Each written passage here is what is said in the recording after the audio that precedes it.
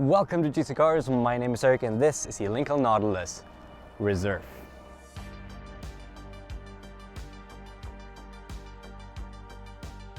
We previously tested the Lincoln Corsair and the Lincoln Navigator, and while both of them had a few shortcomings, I generally really liked them.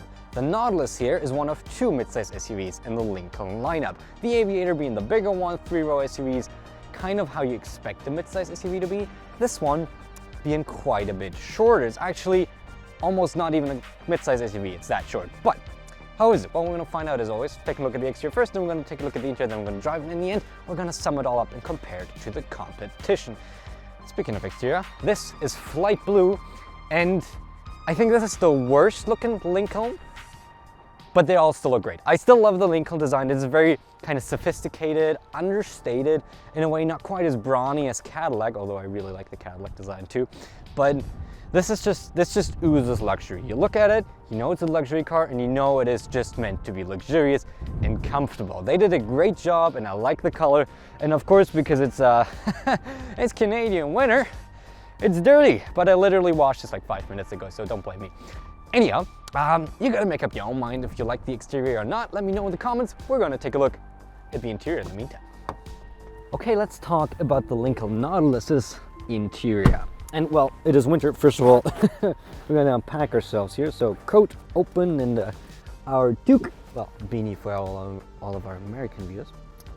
Off to the side, heated seats, bits on, and heated steering wheel. Okay, whew, now we can warm up a little. And talking about the interior, honestly, this is much nicer than I had expected. All the touch points and the leathers, really nice and plush. I like the design, I like the wooden accents we have in here. This is genuinely a nice interior. Just here on the switchgear and the center console is where they could have used a bit nicer materials. They cheaped out a little bit on that, which is a shame, but otherwise it is very nice. The seats are the optional 22-way adjustable, I think multi-contour seats they call them. And well, as per usual, Lincoln makes the best seats in the industry. These are absolutely fantastic. Not quite as good as the 30 ways we got in the Navigator, but those are more expensive, I bet. So this is incredibly adjustable, incredibly comfortable, heated and ventilated. Both of them strong as well. And we have massage, including cushion massage, which is really, really good. This is extremely comfortable to be in. Let's talk a little bit about usability though. First of all, we have pretty much all the buttons and switches we need. Nothing's buried in the infotainment. And in terms of HVAC, we have all that right here. We have the volume and the tuning knob. This is nice, so you don't have to look down or away while you drive and need to adjust anything. It's right here. And then we have the push button selected for our driving and reverse and all that. I know not everyone loves it, but it cleans up space and it allows us to have not one, but actually two Happy Meal, well, purse holders. I just like to call them Happy Meal holders.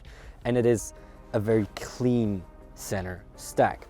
Then of course our infotainment, well, it's Sync 4. We love Sync 4, not because it's necessarily the most feature rich, but it's just simple and easy to use.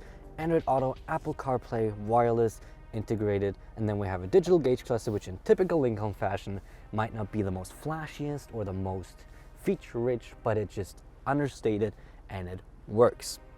This is nice. Honestly, usability and comfort levels are really high. But let's switch our attention, first of all, to the top, where we have a big sunroof, and then to the second row. And it's a mid-size SUV, so all 3 passengers in the back that you can fit will be very comfortable. They have heated seats on both sides. Unfortunately, no ventilated seats, but well, that's how it is. And they have their own connectivity, including a full outlet. And looking even for the back, at the trunk, we get 37.2 cubic feet of space in the trunk as is. And if you need some more, well, put down the second row seats and you get 68.8 cubic feet. That's not quite as much as some other midsize SUVs offer, but like I said, this is a small midsize SUV, so we have to adjust our expectations a little bit. But hey, you get grocery bag hangers on both sides, so your groceries will be safe and sound.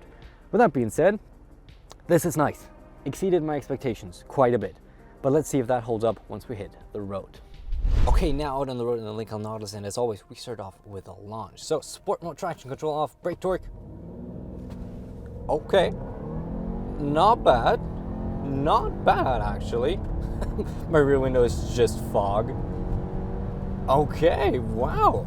That was surprisingly good. Let's slow her down and get back to normal speed. normal driving mode, traction control off, and yeah, we have the optional turbocharged 2.7 liter V6 putting out 335 horsepower and 380 pound-feet of torque. And as you saw, it's actually quite rapid with that powertrain. So made it to the 8-speed automatic that we have here. Officially, like, current driver got it to like 5.9 seconds to 60 miles an hour, roughly 100 kilometers an hour. So it definitely packs all the punch that you would need. But does it also pack the refinement that you want? And I think, for the most part, yeah.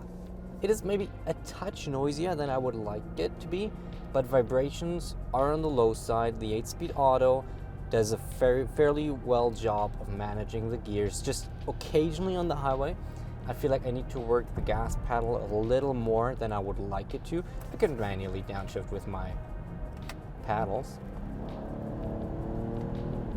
but that's not the luxury experience, right? So for the most part, I don't mind the powertrain and the drivetrain in general, just very few minor issues. Although overall though, it is pretty good. But how does it drive? Other than that, well, effortless. It's a luxury vehicle. It is easy to drive, steering is light, suspension is soft, which is always something I really appreciate about Lincoln, because a lot of other manufacturers try to go way too sporty, even with the luxury cars, so they always ride a little rough, but not Lincoln. Lincolns, they know they don't go for the sportiness. They know that others out there do sportiness better than they do, so they don't even really try. They just want you to have the traditional American luxurious experience, and that is big, comfy, and effortless. And that is what this Lincoln Nautilus delivers you. The suspension is soft, wallows over bumps big and small. The noise levels are low and controlled. But nonetheless, we're going to do a little bit of a handling test. Of course, this is our first winter handling test, so we're going to get a little bit slower here today. But still, let's try. Oh, yep. You saw me lean quite a bit to the right. I should have probably bolstered up my seats a little bit more for that one, but there's a lot of suspension movement and a lot of body movements when you try to push it, but really I don't mind it. It's all very progressive. It's all very easy to understand what the car will do, and from daily driving, it really does what matters the most. It is comfortable, it is effortless, it is luxurious. But tech is always a thing we want to talk about, and there's quite a few competitors, especially in the luxury segment, that deliver a lot of tech. And Lincoln is not like bad in terms of what tech it delivers. It's just nothing like out of the ordinary. I would say the cameras, first of all, they're absolutely horrendous. Like, they do the job. You know where you are and you can place your car pretty good, but my god, they look like they're from 2008. And other than that, well, we have all the assist systems you really need. You have blind spot monitoring, you have your emergency braking, which at one time when I was on the highway, it just registered something in front of me that didn't exist. Luckily, it did not slam on the brakes though, it just beeped at me. And then we have Ford's Copilot 360 assist system, whatever their Lincoln equivalent is. I think they still call it Copilot 360. But what does that do? Well, it is adaptive cruise control and an active lane centering assist. They're coupled, so you can't do them separately, unlike in like a Genesis. But that means you have pretty much, when you're in traffic jams or you're driving, you can have the car take over most of the work. It's semi-autonomous still, so you have to keep your hands on the steering wheel at all times. But especially if you're on your commute in the morning and you're in Toronto, that means you're gonna be in 30 minutes of extra traffic. It is just very nice to have the ability of having the car do most of the work. No, this ride's really nice. This is comfortable to drive. I actually quite enjoy for what it is. With that being said, let's sum it up in the final thoughts and see if this Lincoln Nautilus is actually worth the money that they want for it. Okay, final thoughts on the 2022 Lincoln Nautilus. Reserve. And as you probably noticed, I actually quite like the Nautilus. I think it has all the necessities. It needs to be a proper luxury car, and it delivers on everything that you want.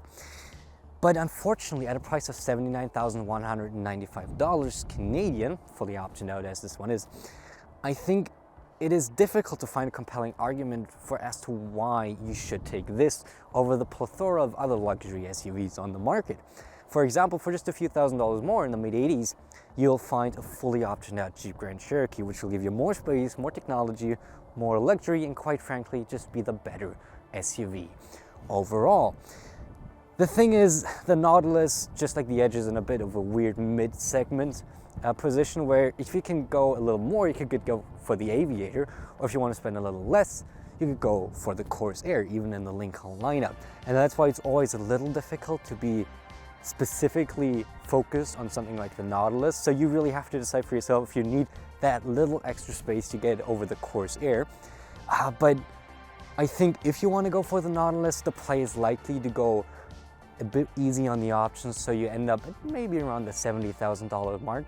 And at that point, it becomes a much more compelling product to buy. I like it. I think it's a genuinely good SUV. Just the price tag is a little high for me to recommend it as is. With that being said, thank you so much for watching this video. I hope you enjoyed it. If you enjoyed it, please make sure to like and subscribe, because we upload videos almost every single week about all sorts of cars, and yeah, we just try to have a little bit of fun while doing so. And yeah, thanks so much for watching, and hope you enjoyed it, and I hope I'll see you in the next one. Thank you, and goodbye.